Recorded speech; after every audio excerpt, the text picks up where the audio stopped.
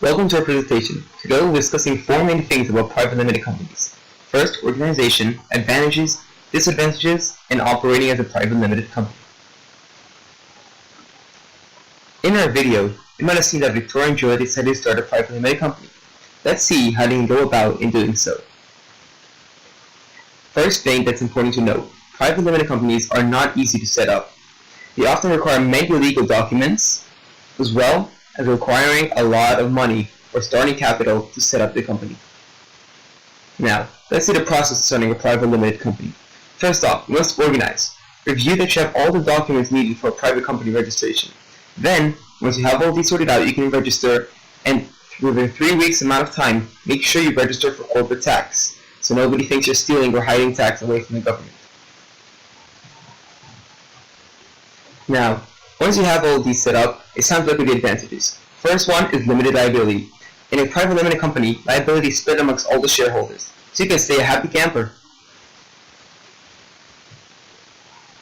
Now, another key advantage is tax advantages. There's many tax advantages in private limited companies, and depending on the company, they range to different types. One of the main ones is the corporate tax.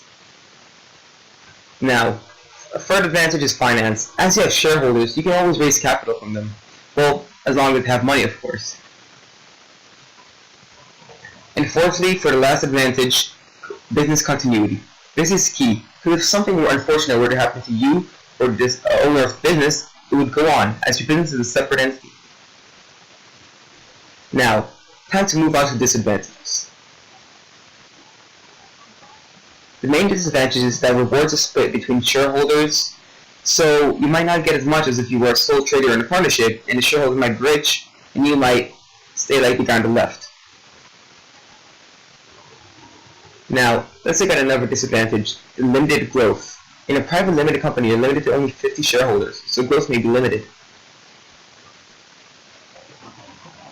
Finally, operating as a private limited company.